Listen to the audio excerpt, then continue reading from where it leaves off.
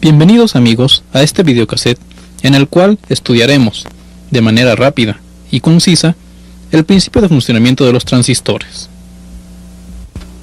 En la electrónica moderna, el transistor es una pieza fundamental para la construcción de diversos circuitos. Lo podemos encontrar desde en un simple receptor de radio,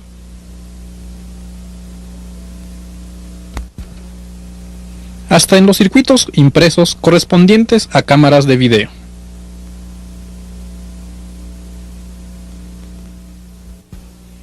¿Qué es lo que hace tan importantes a los transistores? Si recordamos, hace algunos años todos los circuitos electrónicos se construían a base de válvulas de vacíos, los famosos bulbos.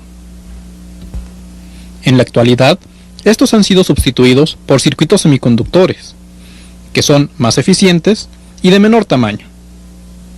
Aquí podemos hacer una comparación rápida de las dimensiones de estos dispositivos, las válvulas de vacío y los transistores. El ahorro de espacio es obvio. Hasta ahora hemos mencionado un par de veces la palabra semiconductor, pero ¿qué significa esto? Podemos decir que en la naturaleza existen dos tipos de materiales, los conductores y los no conductores. La diferencia fundamental entre ambos es precisamente la capacidad de conducir la corriente eléctrica. En los metales, la resistencia que presentan es extremadamente baja, lo que permite grandes flujos de corriente.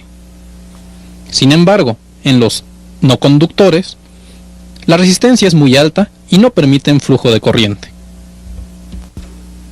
Sin embargo, los semiconductores pueden comportarse de ambas formas, dependiendo de su conexión. Por ejemplo, tomando este sencillo diodo, si nosotros lo conectamos de cierta forma, se comporta como un conductor. Sin embargo, el mismo dispositivo, conectándolo de otra forma, funciona como un aislante. Esto se debe a que el diodo está construido en base a un par de materiales semiconductores, un material de silicio tipo P y un material de silicio tipo N. Reciben estos nombres dado que el material tipo P tiene un exceso de carga positiva y el material tipo N tiene un exceso de carga negativa. Entonces, conectando terminales a ambos extremos, tendremos la siguiente situación. Si lo alimentamos con la polaridad que se muestra, el positivo al material N y el negativo al material P, las cargas positivas se ven atraídas hacia el extremo negativo y viceversa. Esto crea una zona en la unión de los semiconductores P y N en la que no hay presencia de cargas y se vuelve aislante, por lo que la corriente a través del dispositivo es cero. Si invertimos la polaridad, sin embargo, las cargas positivas del material P son atraídas hacia la terminal negativa y las negativas del material N son atraídas hacia la terminal positiva, estableciéndose una corriente dentro del dispositivo, lo que permite el flujo de carga y la presencia de una corriente.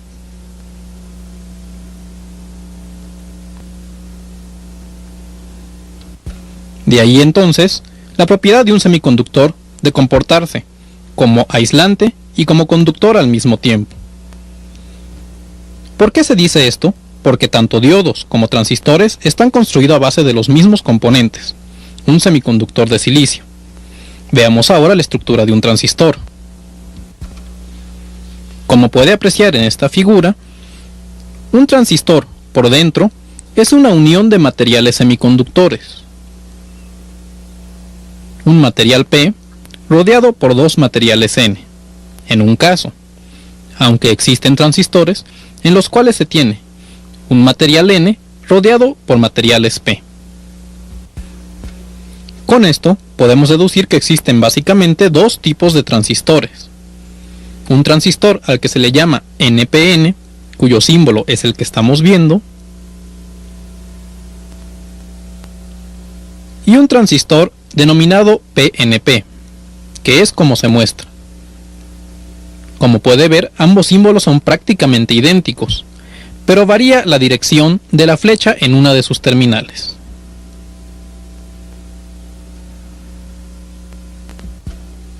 Hacia afuera, en el NPN, y hacia adentro en el PNP.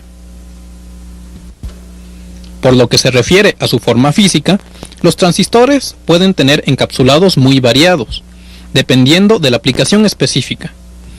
Los encontramos de potencia pequeña, de potencia media-baja, potencia media-alta y potencia muy alta.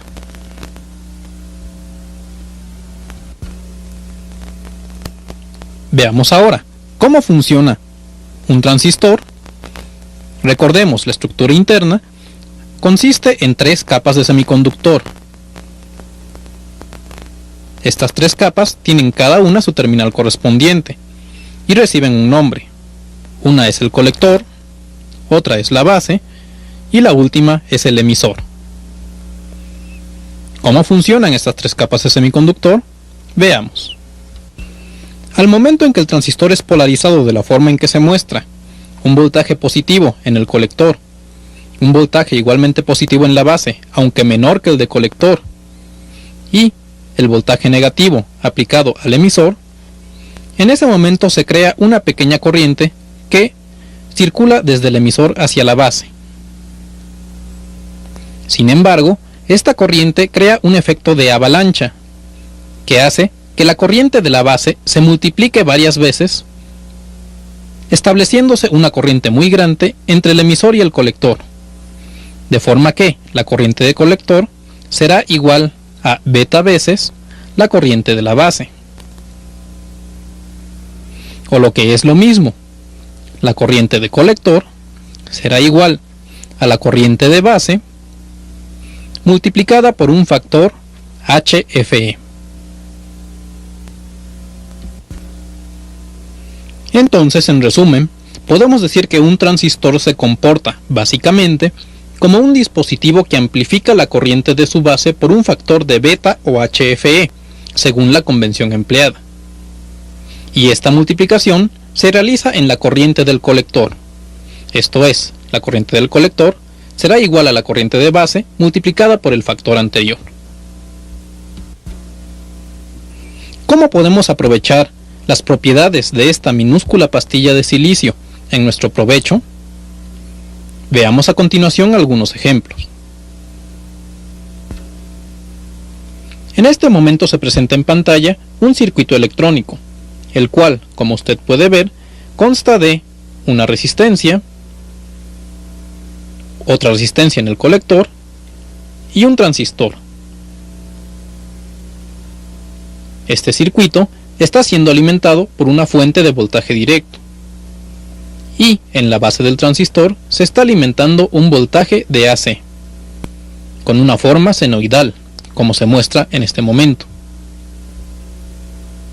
Si tomamos un osciloscopio y medimos la señal que hay a la entrada del transistor y la señal que hay en su colector, podremos ver lo siguiente. En la parte superior tenemos la señal de entrada. Puede notar la poca magnitud que tiene. Sin embargo, en la parte inferior se muestra la salida en el colector del transistor. Es notable la amplificación que ha sufrido la señal.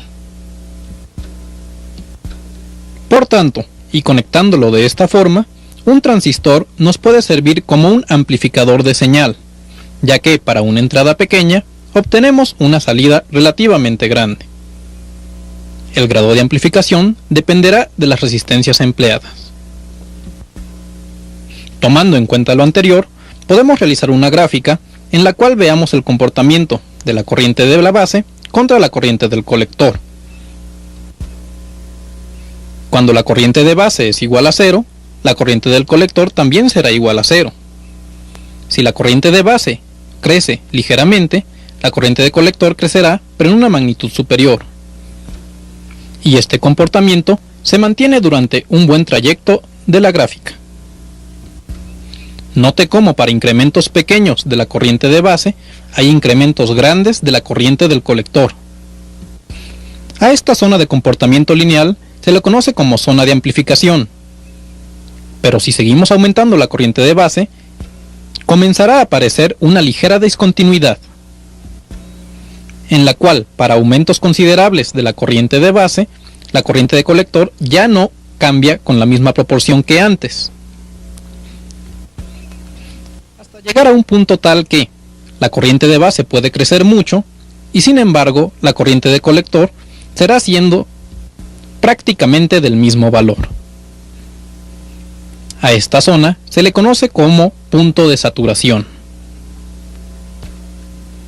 Entonces podemos localizar fácilmente dos zonas características en la curva de comportamiento de un transistor: la zona de amplificación y la zona de saturación. Cada una se emplea para objetivos distintos. La zona de amplificación sirve precisamente para manejar señales lineales y la zona de saturación sirve para utilizar al transistor como interruptor. Lo veremos con más cuidado a continuación. Supongamos un circuito como el que se muestra, en el cual tenemos un transistor, un interruptor que servirá para encender el circuito, un voltaje de alimentación de 9 volts, obtenido por una batería, dos resistencias, una de 330 ohms y una de 1 kilo ohm, un transistor del tipo NPN y un diodo emisor de luz. Interpretando este circuito, podemos ver que, al momento en que el interruptor se cierre, pasará corriente a la base, el transistor pasará a su estado de saturación y el diodo emisor de luz encenderá. Para construirlo físicamente, necesitaremos un transistor tipo BC547 y las resistencias mencionadas anteriormente, una de 330 ohms y una de 1 kilo ohm. La disposición de terminales del transistor BC547 es como se muestra. La primera terminal es el colector, a continuación la base y finalmente el emisor. Aquí tenemos el circuito construido en una tablilla protoboard. En los buses superiores encontramos los voltajes de alimentación, el positivo en la parte inferior y el negativo en la parte superior. Si seguimos la trayectoria de este cable, podremos ver que conecta hacia el interruptor. En su otro extremo se encuentra la resistencia de 1K, que va conectada a la base del transistor. Por el lado del colector encontramos la resistencia de 330 y el LED.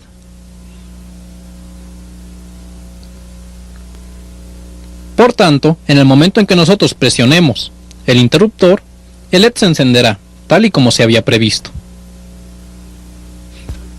Esta es la aplicación del transistor como interruptor. Entonces, ya vimos que un transistor puede funcionar simultáneamente como amplificador o como interruptor, dependiendo de la aplicación específica. La pregunta sería, ¿un transistor tipo PNP funciona de igual forma? Vamos a comprobarlo. Para ello tenemos exactamente el mismo circuito que construimos para comprobar el comportamiento del transistor NPN. Pero ahora, como puede notar, la batería ha sido invertida.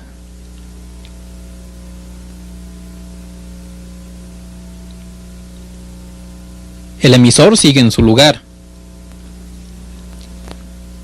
Las resistencias también, pero el diodo también ha sufrido un cambio de polaridad.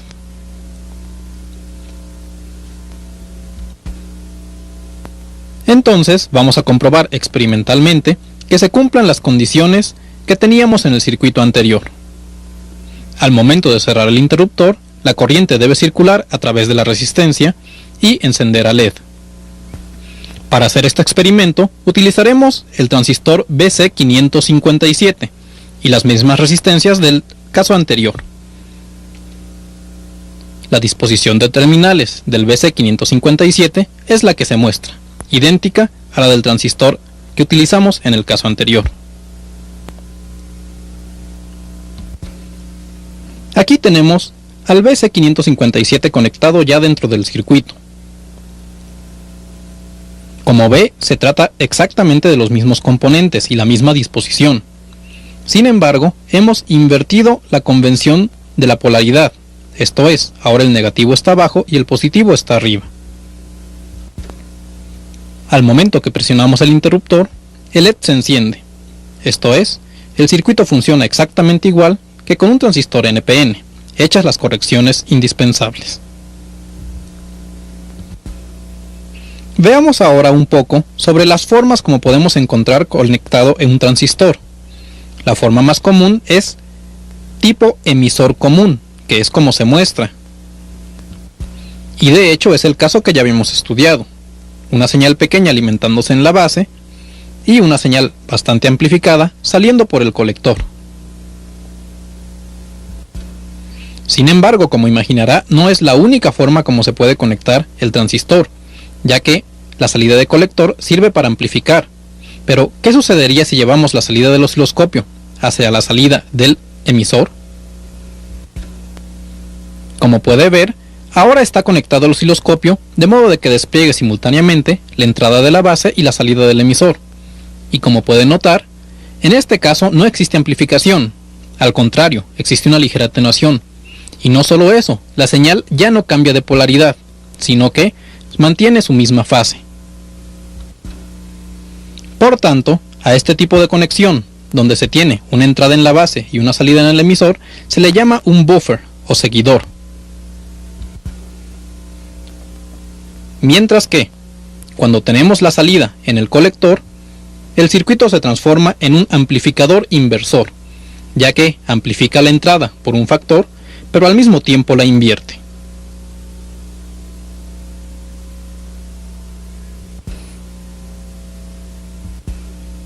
Veamos ahora otra característica interesante de los transistores, la que se refiere al voltaje casi constante que existe entre su base y su emisor.